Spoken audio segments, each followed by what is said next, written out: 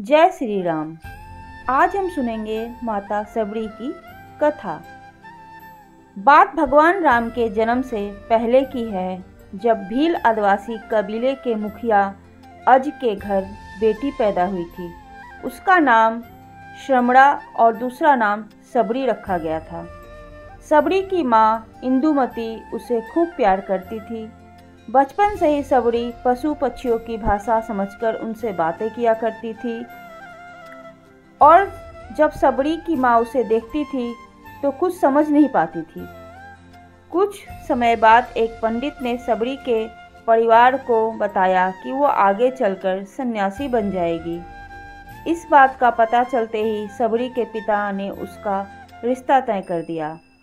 जैसे ही शादी का दिन नज़दीक आया, सबरी के घर वालों ने खूब सारी बकरियां और अन्य जानवर घर के पास लाकर बांध दी। एक दिन सबरी की माँ जब उसके बाल बना रही थी तो उसने माँ से पूछा, इतने सारे जानवर हमारे घर क्यों लाए गए हैं? माँ ने जवाब दिया, बेटी तुम्हारा विवाह होने वाला है, इसलिए हम लोगों ने बलि के लिए इनका इंतजाम किया है। तुम्हारी शादी के दिन बलि प्रथा होगी, फिर इनसे स्वादिष्ट भोजन बनाकर सबको परोसा जाएगा। यह सुनकर सबरी दुखी हो गई। काफ़ी देर तक सबरी ने उन जानवर को आज़ाद करने के बारे में सोचती रही। सोचते सोचते सबरी के मन में हुआ कि अगर ये जानवर यहाँ नहीं होंगे तो इनकी बलि भी रुक सकती है। ऐसा नहीं हुआ तो मेरे घर से कहीं चले जाने से भी यह बलि रुक जाएगी, क्योंकि जब मैं ही नहीं रहूँगी तो विवाह किसका होगा, और फिर जब विवाह नहीं होगा तो बलि नहीं चढ़ेगी। इससे मासूम जानवर बच जाएंगे। इसी सोच के साथ जानवरों को रखी गई जगह पर सबरी पहुंच जाती है। उसने सोचा कि इन्हें खोल देती हूँ, लेकिन वो ऐसा नहीं कर पाई। उसके बाद सबरी जंगल की तरफ भागने लगी। भागते भागते सबरी ऋषिमुख पर्वत पहुंच गई। वहां करीब 10,000 ऋषि रहा करते थे। सबरी को लगा कि वो भी इन्हीं जंगल में इस तरह ऋषि मुनियों की सेवा करके अपना जीवन जी लेगी। वो चुपचाप उसी जंगल के एक हिस्से में किसी तरह से रहने लगी।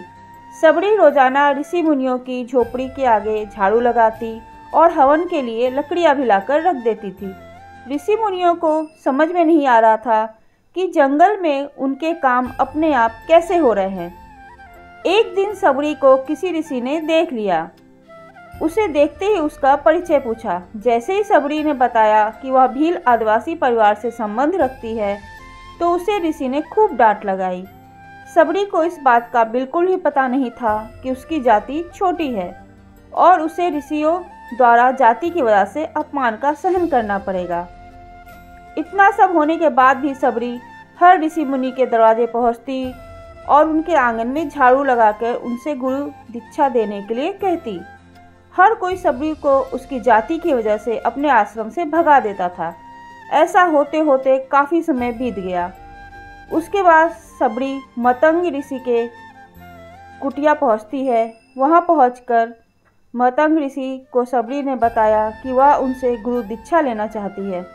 उन्होंने खुशी खुशी उसे अपने गुरुकुल में रहने दिया और भगवान से जुड़ा ज्ञान देते रहे। सबरी ने भी अपने गुरु मतंग ऋषि की सेवा करने में कोई कसर नहीं छोड़ी। वो गुरुकुल के सारे काम करती थी। सबरी से खुश होकर मतंग ऋषि ने उसे बेटी मान लिया था। समय के साथ मतंग ऋषि का शरीर बूढ़ा हो गया।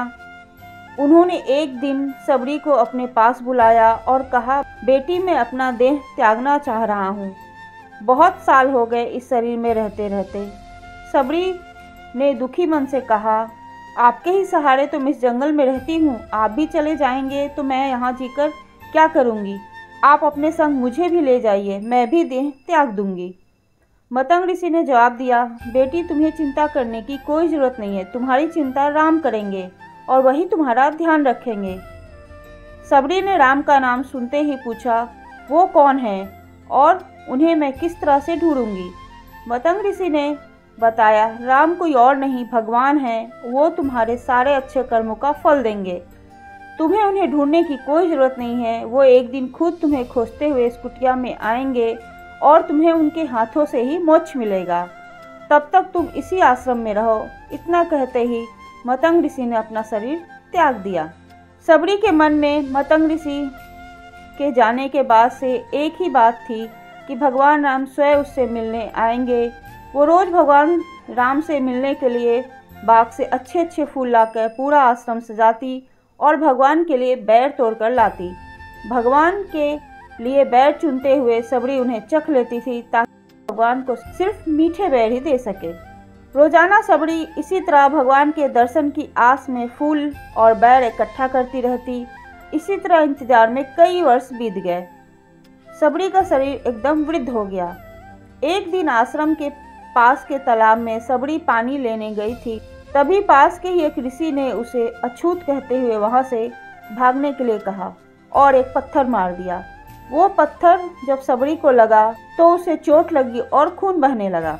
बहते हुए खून की एक बूंद उसी तालाब के पानी में गिर गई। तभी पूरा तालाब का पानी खून में बदल गया। ये सब होता देखकर ऋषि ने सबरी को ही डांटा और कहा, पापी, तुम्हारी वजह से तालाब का पूरा पानी गंदा हो गया। रोज ऋषि उस पानी को साफ करने के लिए अपनी कई तरह की विद्याओं का इस्तेमाल करते। कई सारे जतन करने के बाद भी कुछ नहीं हुआ। फिर उन्होंने गंगा जैसी पवित्र नदी का जल लाकर भी उस तालाब में डाला, फिर भी उस तालाब का पानी साफ नहीं हुआ। वो खून जैसा ही रहा। कई सालों तक तालाब के पानी को साफ करने की कोशिश के बाद भी कुछ काम नहीं आया तो ऋषि ने थककर सब कुछ छोड़ दिया। इस घटना के कई सालों के बाद भगवान राम अपनी पत्नी सीता हरण के बाद उन्हें ढूंढते हुए उसी तालाब के पास पहुंचे। ऋषि मुनियों ने उन्हें पहचान लिया। भगवान को वहां देखकर ऋषि मुनियों ने तालाब का पानी साफ करने के लिए भगवान को अपने पैर उसमें डालने के लिए कहा, लेकिन पानी जैसा का तैसा ही था। ऋषि मुनियों ने भगवान से कई अन्य जतन करवाए, लेकिन वो पानी जस का तस खून जैसा ही रहा। तब भगवान ने ऋषियों से पानी के रक्त में बदलने की कहानी पूछी। तब ऋषि ने सबरी को पत्थर मारने वाली सारी घटना बता दी। उसके बाद उन्होंने कहा कि वह महिला ही अपवित्र है, छोटी जात की है, इसलिए ये सब कुछ हुआ है। उसी वक्त भगवान राम ने कहा, ये सब आप लोगों के खराब वचनों से हुआ है। सबरी को इस तरह के शब्द बोलकर आप लोगों ने उसे नहीं बल्कि मेरे दिल को घायल किया है। इसी घायल दिल के रक्त का प्रतीक या तालाब का लाल पानी है। आगे भगवान राम बोले, कहाँ है वो माई, मैं उनसे मिलना चाहता हूँ। तब तक सबरी उसी तालाब के पास पहुँच जाती है। उस दौरान सबरी के पैर को ठोकर लगती है और कुछ धूल उस तालाब में गिर जाता है। तभी तालाब का सारा पानी साफ हो जाता है। भगवान सबसे कहते हैं कि देखिए, आप लोगों ने क्या कुछ नहीं किया, लेकिन पानी साफ नहीं हो पाया। अभी सिर्फ इनके पैर की थोड़ी सी धूल ने ही तालाब का पूरा पानी साफ कर दिया। भगवान राम को सबरी पहचान चुकी थी। उन्हें प्रणाम करके सबरी ने कहा, भगवान आप मेरे साथ मेरी कुटिया में चलिए। भगवान भी खुशी खुशी सबरी के साथ चल पड़े। फूलों से सबरी ने भगवान राम का स्वागत किया। वो सीधे बैर तोड़ने के लिए बाग आई और चक चक कर उनके लिए बैर लेकर आई। उन्होंने बड़े प्यार से भगवान राम और उनके भाई लक्ष्मण को बैर दिए। भगवान राम ने उतने ही प्यार से उन बैरों को खाना शुरू कर दिया। तभी बैर देखकर मुंह बनाते हुए लक्ष्मण जी ने कहा, भैया ये बैर तो झूठे हैं, इन्हें आप कैसे खा सकते हैं। भगवान ने जवाब दिया, लक्ष्मण ये झूठे बैर नहीं बल्कि बहुत मीठे हैं। सबरी माई हम सबके लिए ये बहुत प्यार से तोड़कर लाई है।